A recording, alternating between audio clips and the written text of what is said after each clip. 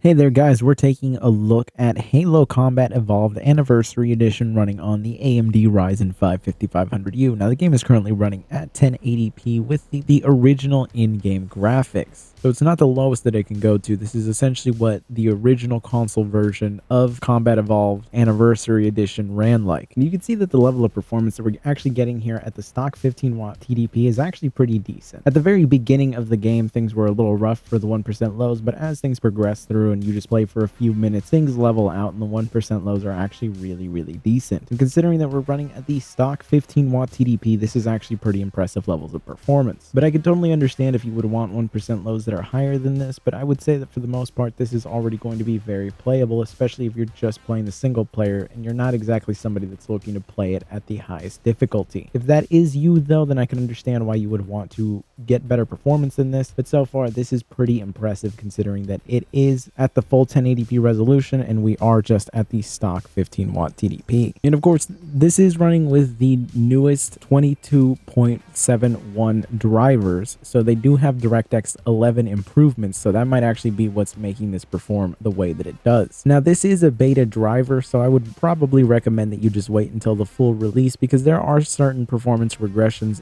in certain titles, so I would recommend that you just avoid this version of the driver until all of that is ironed out. And if you really want to do some high performance gaming, you can always switch over to the old style of graphics and enjoy over 100 FPS in terms of performance, where our 1% lows are looking extremely good, our averages are great, and if you have a high refresh rate display, you can definitely play like this. And honestly, I'm kind of a sucker for the old graphics, really. And the fact that it performs this well like this, it's honestly the way that I would realistically play this game. But I can totally understand if you would want to use the higher end graphics. And of course, you can try to improve the performance of that by raising the TDP up to 25 watts. And we can see what that actually ends up doing to the remastered graphics. We're not going to be looking at the old graphics past this because you can already play it really well at the stock 15-watt TDP at the full 1080p resolution. So no real reason for you to try to squeeze out any more performance than this unless you somehow have like a 240 hertz display. But raising things up to the 25-watt TDP pretty much ends up giving us some rock solid performance where our averages are now above 60 and our 1% lows are in the 50 range, which means that we are getting really nice performance like this. And again, we are at the original quality, so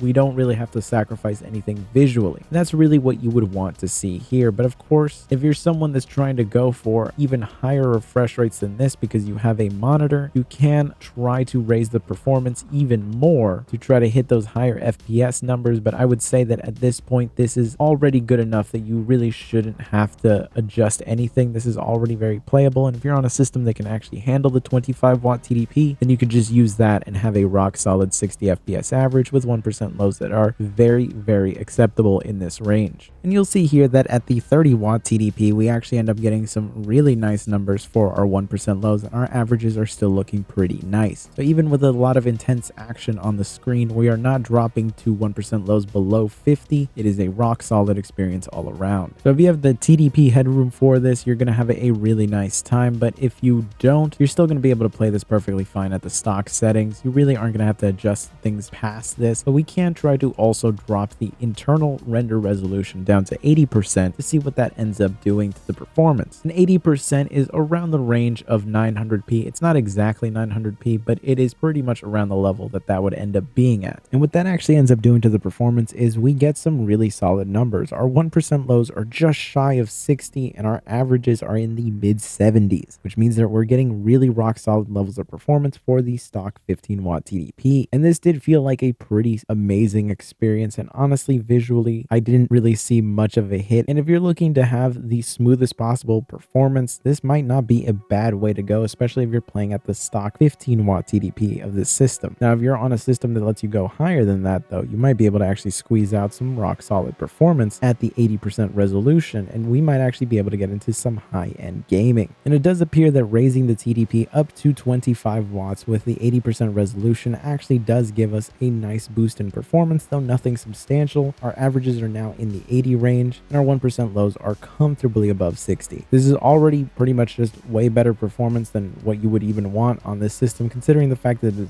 the display is just 60 hertz anyway, and it does actually support FreeSync. So this is already going past the FreeSync range, but really you can just leave it like this and just enjoy the reduced input lag in general. But if you had a high refresh rate display, especially if you have a system that has like a 90 hertz display on it, you're actually going to be able to utilize that and get really good results. Now, I'm not sure how many 5500U systems out there actually have high refresh rate displays, but if you're on the market for a new system, there are a lot of systems with the 5625U from AMD that actually come with 120 hertz displays. And if you get that, you're going to get even better performance than this, and you're actually going to be able to utilize that extra FPS because the display is going to be able to handle it no problem. And if you're rocking a system that actually lets you go all the way up to 30 watts, you can see here that the level of performance that you're getting is really nice. With 1% lows that are now in the 70 range, it pretty much means you're going to have a completely rock solid gaming experience. And with the averages going to almost 100, that pretty much means that we're going to be doing some really awesome gaming here. Now, of course, if your system is running at the temperatures that I'm running at here, I would not recommend that you play like this long term. It can actually lead to damage to the hardware. And really, a lot of these systems aren't designed to pump this much heat into them, because any wattage that you use immediately gets turned into heat. So if your chip is using 30 watts of power, that is 30 watts of heat that are just being produced by the system, and it has to dissipate that. And the system here doesn't exactly have a robust cooling system, and most systems with the 5500U just don't have that, since it is considered a budget part. So I would definitely monitor your temperatures, but if you are on a system that actually lets you utilize these higher TDPs without getting into dangerous temperature territory, you are going to get some really rock solid gaming out of this. You pretty much get the benefit of using the old graphics where you get to do some high refresh rate gaming while maintaining the improved visuals of the Anniversary Edition. But of course, if you're like me, you're probably just going to play with this with the old graphics anyway and enjoy having hundreds of FPS. But I hope you found this video useful. If you did, be sure to subscribe, and I will see you guys in the next one.